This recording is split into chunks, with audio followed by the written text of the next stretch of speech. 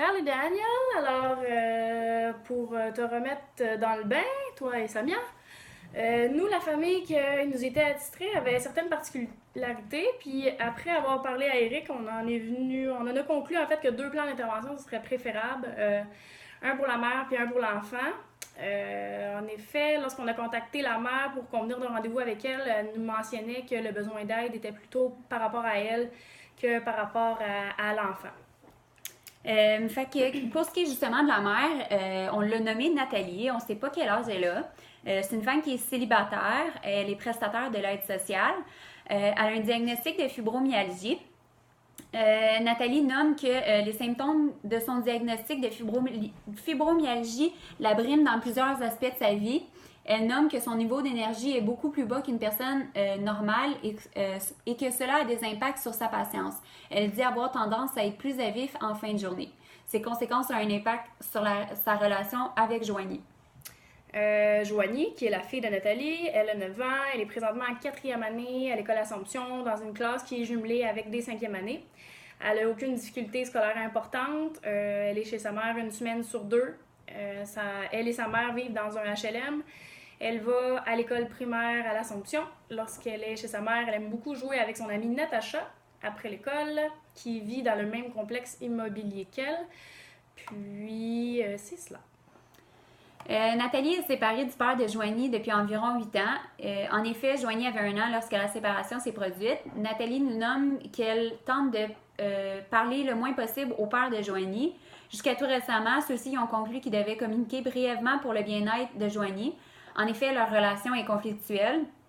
Selon ce qui a été vu dans le cadre du cours de famille et réseau, les parents devraient travailler comme une équipe et non comme des adversaires.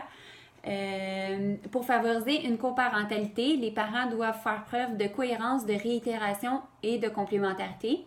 Selon ce que Nathalie nous mentionne, ils n'agissent pas en complémentarité puisqu'ils ne font pas une confiance mutuelle par rapport aux interventions là, de l'un et l'autre. Le père de Joanie veut que tout fonctionne à sa façon, sinon des conséquences s'en suivraient. Nathalie nous raconte qu'il lui a déjà dit que si Joanie ne réussit pas à l'école, ce serait de sa faute puis que ça va aller mal.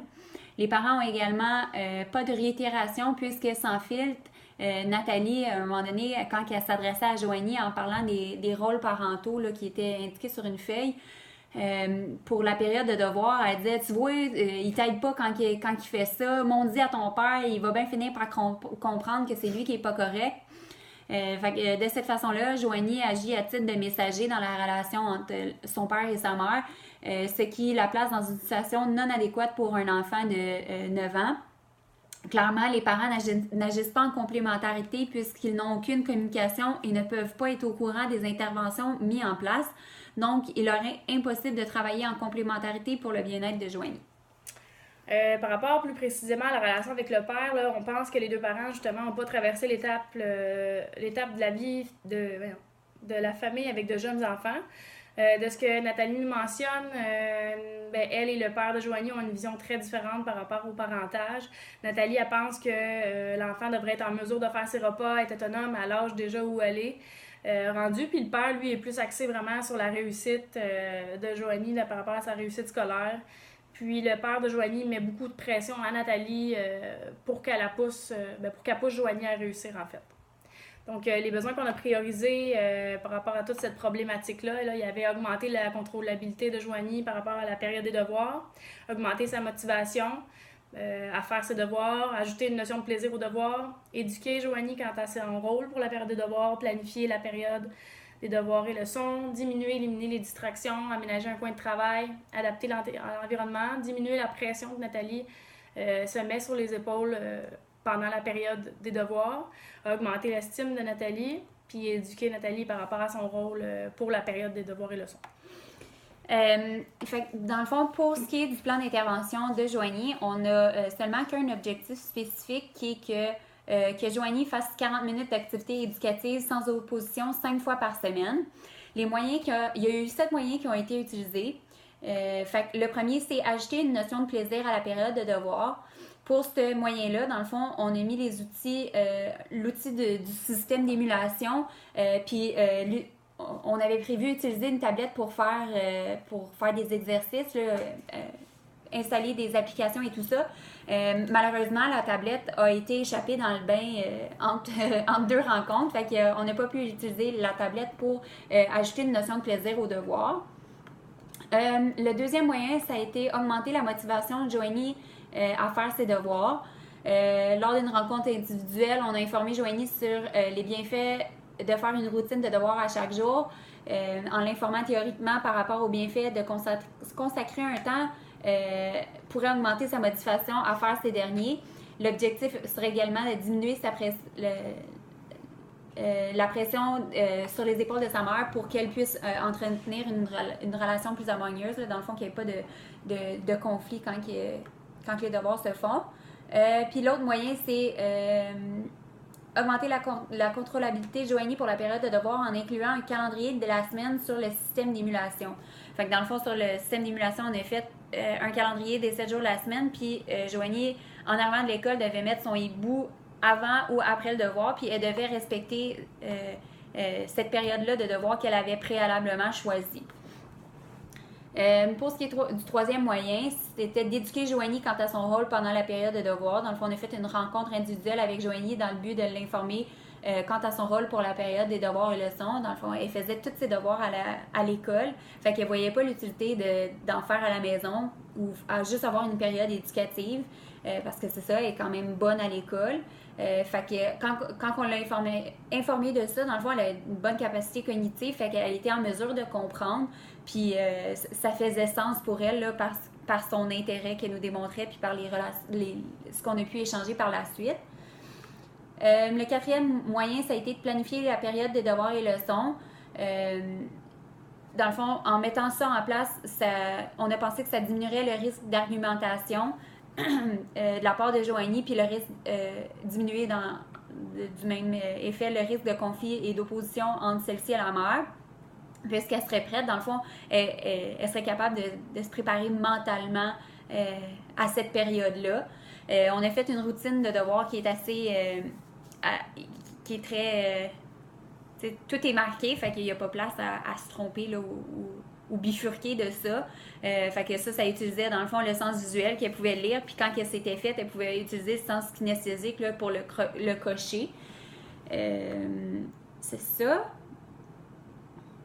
Ce qu'on a mis en place aussi, c'est que dans cette routine-là, on y a intégré une pause. Ça, c'est ce que Joanie, elle n'a pas fait. Elle n'utilisait pas de pause. Fait que c'est pour ça que... mais là, on va revenir un peu plus tard là, que notre objectif n'a pas été atteint, a été partiellement atteint. Le cinquième moyen, ce serait de diminuer / éliminer les distractions. Fait que ça, il fallait qu'elle enlève tout ce qui était sur la table ou auditif, là, qu'elle se mette auditif ou visuel, qu'elle se mette dos à la porte patio parce que sinon, elle voyait ses amis. Puis éteindre la radio et la télévision. Malheureusement, elle n'était pas toute seule à vivre dans l'appartement. Fait que sa mère, quand Joanie faisait ses devoirs, elle écoutait la télévision, puis elle nous a clairement nommé qu'elle n'arrêterait pas de vivre quand Joanie ferait ses devoirs. Fait que on n'avait pas de pouvoir là-dessus. Le sixième moyen, c'était d'aménager un coin de travail en ordre. C'est ça, c'est encore là, c'est d'éliminer toutes les distractions sur la table. En ayant juste ce qui était nécessaire sous les yeux pour elle, comme ça favoriserait sa concentration sur ses devoirs. Puis le dernier moyen, c'est d'adapter l'environnement. Dans le fond, ce qu'on voulait faire, c'est mettre une élastique aux pattes de chaise de Joanie, mais malheureusement, par manque de temps, puis c'est ça, on n'a pas été en acheter une, fait que ce moyen-là n'a pas été mis en place. Pour le deuxième plan d'intervention, qui est celui de Nathalie, on a convenu de 2 objectifs spécifiques. Le premier, c'est que Nathalie nomme 3 rôles en lien avec les devoirs dans lesquels elle se sent compétente. Les moyens qu'on a utilisés pour atteindre l'objectif, ça a été de faire des rencontres individuelles pour l'aider à prendre conscience de ce qu'elle faisait déjà. On a utilisé la restructuration cognitive, la confrontation. Puis, on l'a informé sur ses rôles en tant que parent pour la période des devoirs et leçons, dans le fond, qui se retrouvait à la page 113 du recueil de textes qu'on a eu dans le cours de difficulté d'apprentissage. Les outils qu'on a utilisés, on n'en avait pas vraiment. En fait, on a remis un duotang papier là, dans lequel on retrouvait la routine en version détaillée de Joanie pour le premier plan d'intervention, puis le fonctionnement du tableau d'émulation. Puis on avait aussi inséré en fait les 2 feuilles avec la liste des rôles. Fait que ça a été en quelque sorte un outil, étant donné que ça servait de technique d'impact pour lui montrer, puis pour qu'on s'en souvienne, en fait, on lui a laissé, c'est ça, dans la version papier dans le duotang. La même chose pour la liste des rôles de Joanie. Le deuxième objectif spécifique, c'était que Nathalie aide Joanie pour la période éducative en respectant les 13 rôles du parent. Les moyens qu'on a mis en place, en fait, c'était de l'informer pour lui donner la théorie sur son rôle réel pour la période des devoirs et leçons. Encore là, on a utilisé la restructuration cognitive puis la confrontation là, en se servant de l'outil des rôles, en fait, parce que c'est ça, sous forme de conversation. Pendant des rencontres individuelles, là, on abordait la théorie, puis c'est ça, on faisait des restructurations cognitives pour savoir ce qu'elle faisait. Puis, troisième moyen, c'était de fixer des objectifs réalistes et à court terme aussi, justement, pour éviter qu'elle vive des échecs, là, puis qu'elle puisse, que ce soit réaliste pour elle, puis qu'elle vive des réussites. Par rapport aux modifications, ben là, Lauriane en a parlé un petit peu de celles qui n'ont pas eu lieu, mais sinon, en général, on n'a pas modifié autre chose. Sinon, on a revu la structure de notre plan d'intervention parce qu'on a constaté que certains de nos objectifs étaient en fait des moyens. Puis on a revu la formulation des objectifs justement pour qu'ils soient smart, puis plus observables et mesurables. Donc, ceci est ce qui conclut la première partie. À tout à l'heure.